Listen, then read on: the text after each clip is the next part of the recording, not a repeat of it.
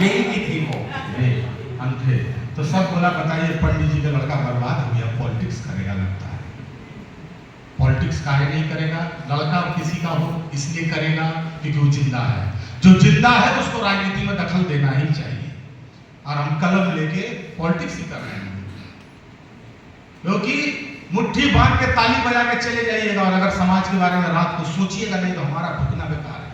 तो वहां से गीत सुनाते हैं, उसी घाट को याद करके संतान बोलना कि थोड़ा सा नदी का पानी मुट्ठी भर रेत रख लो, धान गेहूं सरसों वाले हरे पीले खेत रख लो एक बैल भैया हल से बांध के, कि दुअरे एक गाय खड़ी हो चारा खाए सान के, कि पूछेगा जो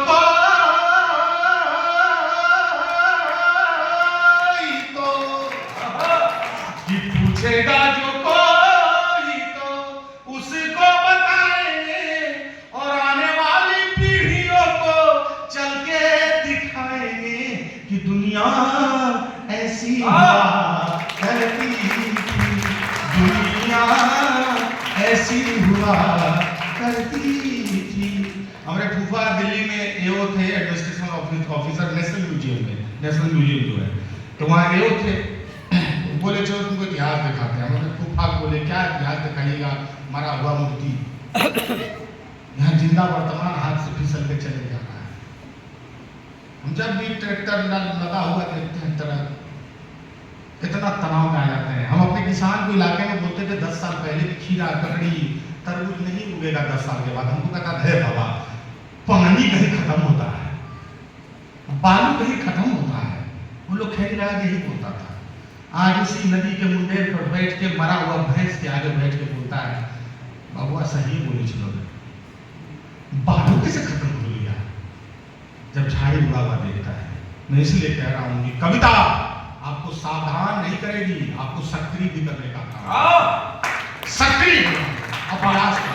वाह कि आने वाली पीढ़ियों को चल के दिखाएंगे कि दुनिया ऐसी हुआ करती थी। कैसी हुआ करती थी दुनिया?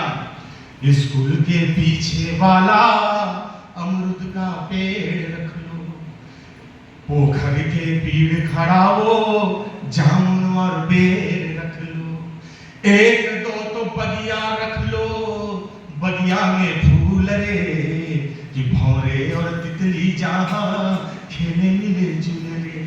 और क्या रखना कि दादी नानी के किस्से बाबा की डांट रखना, आंगन में लगने वाली बुढ़िया की खाट रखना। आजकल एक बुजुर्ग की बात कर रहे थे अशोक भैया अभी भाषण चालू में, ये जो बुजुर्ग बैठे हैं, एक बात याद रखिएगा, आपके घर के दरवाजे पर चाहे 24 घंटा जनरेटर चलता रहे। सौभाग्य से हम लोग ऐसा जीवन जिए बचपन में, हमको जनरेटर का आवाज नहीं आता, नींदे में आता, हमको लोरी लगता है।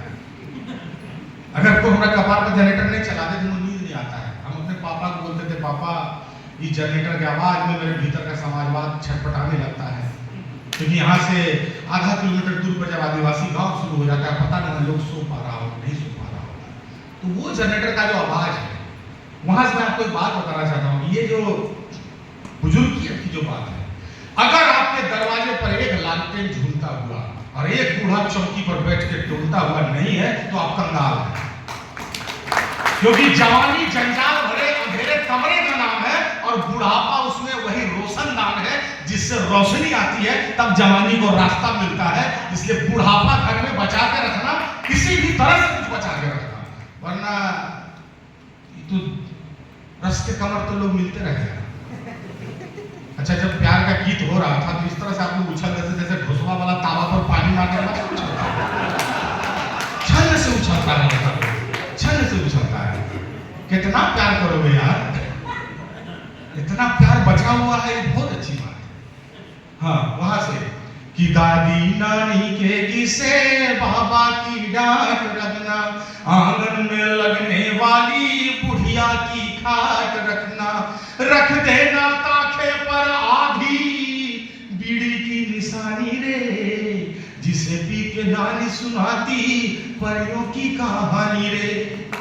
सोफे तुम लाख लगाना, बाबा की चौकी रखना, उस पर एक पतला बिछौना, लोटा और पानी रखना, रखना वही एक लालटेन, लालटेन में तेल रे, जहां करे रात चांदनी रोशनी से मेल रे। और क्या बचाना कि गांव में एक मेला रखना, सर्कस और खेला रखना, चाट और पकौड़ी वाले एक दो तो ठेला रखना, याद रखना झाल मुढ़ी में मरचा तूफानी रे, और गुपचुप में पीने वाला इमली का पानी रे। और क्या बचाना कि होली के रंग बचा लो, दिवाली के दीप रे, भोर की अजाने रखना, छठ वाले गीत रे, भूल नहीं जाना अपने लोक संस्कार रे, पुरखों से मिले हुए सब तीज त्योहार रे। कि पूछेगा जो कोई तो उसको बताएंगे, और आने वाली पीढ़ियों को चल के दिखाएंगे कि दुनिया ऐसी हुआ करती थी, दुनिया ऐसी हुआ करती थी। अब देखिए आखिरी गीत में सुनाऊंगा आज का, और उसके बाद हम लोग समापन करेंगे। एक गीत सुनने के लिए अगर आप तैयार हैं तो आप बताइए। हाँ, एक गीत के लिए